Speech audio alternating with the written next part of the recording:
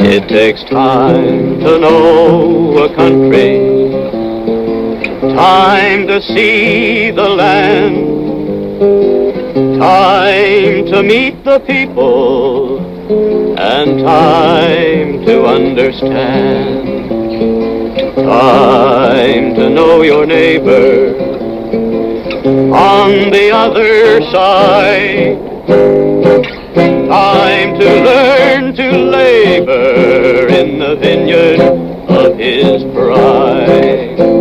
For this great road we're walking has many a pit and bend. Who can tell for certain just where the road will end? We know it's full of danger, so walk it hand in hand. It takes time to know a country and time to understand.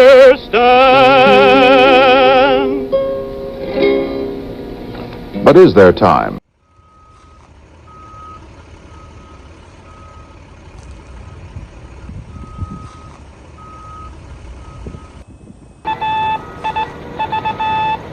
ABC News presents Earth Day,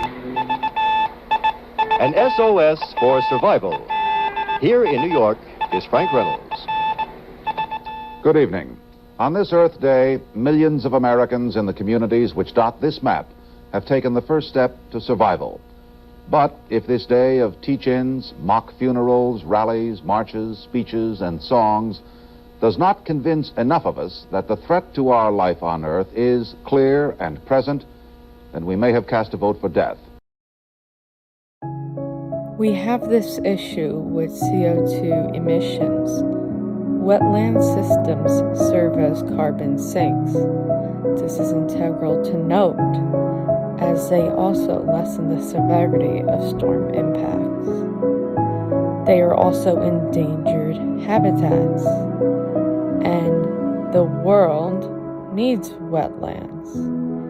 When you have the reclamation of land, you lose those properties. My house flooded in Hurricane Sandy. 2011, you saw there was a lot of green. Now in 2012, after Sandy, it's barren. Returning to 2022, it's green again.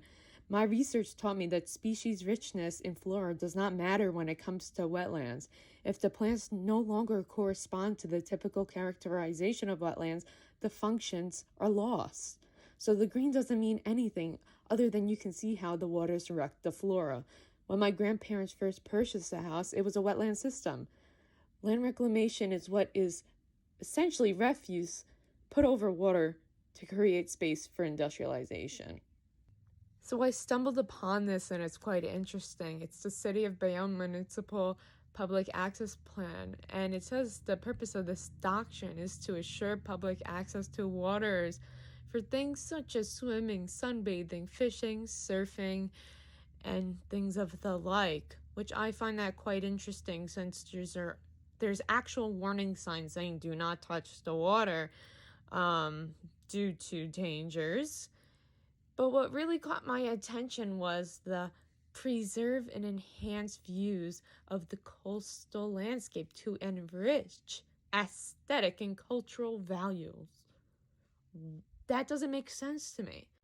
You can make things look as pretty as you want, but that's not going to ensure public health and safety as this document is suggesting. Provide public access that does not endanger public health and safety and damage the environment.